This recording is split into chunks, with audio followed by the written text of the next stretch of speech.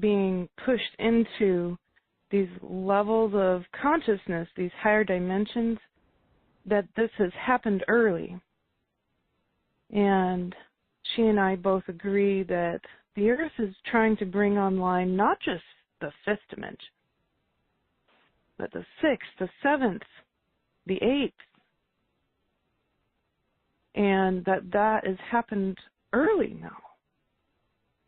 This is really great news, because now we don't have to wait 100 or 1,000 years for the next level of embodiment to happen, this next level of formlessness.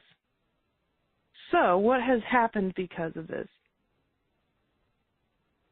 It's actually caused all of our baggage to come up and that begin to seemingly multiply all at once, right? So any big, huge lessons that you weren't able to fully grasp over the past 10 years, not even the past year, the past 10 years. And I'm saying that really deliberately because many of the sessions I've been doing over the past month since the solstice, it's been about the past 10 years finally coming to a final fruition. Many people having that happen. So if you came through the portal of the solstice with anything that needed to be examined, and I mean pretty much everybody did, right? Something or another. It's going to start to come to a huge head where you are not going to be able to deny it anymore if it hasn't already.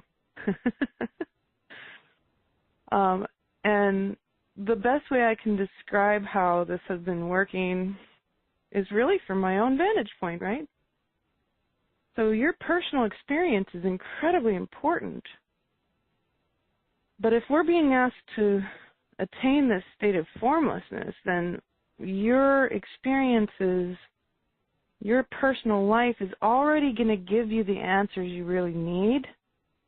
So I want to show you how I end up examining my life really carefully and closely immediately when I hear from the edge, when I hear a report from the edge saying, don't resist this formlessness, don't stay attached to anything because it's going to get magnified in this new multidimensionality. Now, this also means all the good stuff gets magnified too. So all the things that were good are going to get better. And this has got to be incredible news from all of us who've been working so hard at manifesting and working hard in general. All of us have. Anybody on this call, you're here because you're doing something every day to try to make the world a better place and make yourself a better person, really. So that personal experience, though, when you hear it from the edge, then you need to apply it to your life and examine it. Examine your life. All the answers you need are there, available in what's happened to you over the past month or so.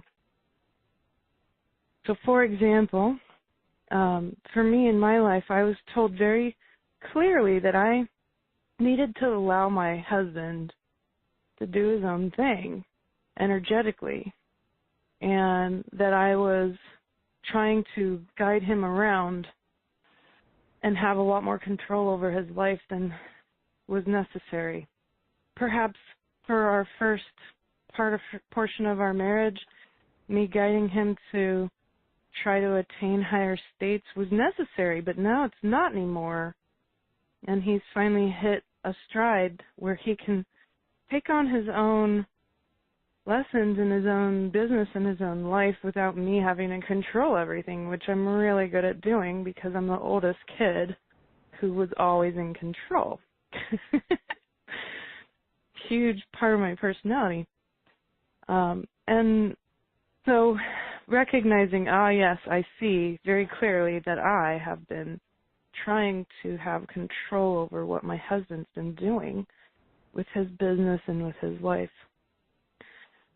And so I stepped away from it, and the advice I was given was step away from it, unhook my hooks from my beloved husband, unattach myself, and see what happens without talking about it. And anyone who's had any sort of relationship knows how hard that is, not to want to talk about it, right? So I did this over this past month. I unhooked all my hooks from my husband, and I caught myself all these different moments where I was trying to be his boss. Wow, that was insightful. And recognizing how I was trying to have control over outcomes and attach to his outcomes. So I was unhooking myself from all of this, and then all these crazy things start happening. Some weird issue ends up popping up with our mortgage that we'd worked so hard to create over this past year, our first mortgage, and then some big issue comes up for Drew to face. Some big lessons that he needed to learn around beginnings and endings. And there were so many pieces, of course, to him working on his album. I've been helping him because I'm one of the vocalists on the album and things like that. So unhooking myself from trying to give him advice or guide him or tell him what to do with his business. And it's been major. And so all of these different events happening for Drew, while I'm actually fully detached from it, and then him coming to me in this new capacity, and finally I sat him down because it was just kind of getting nuts. And I said, I am completely unattached from all of these things that are going on. These are yours. I'm here if you need me, but I'm not going to give you any unsolicited advice ever again about this. And he was so amazed and impressed. He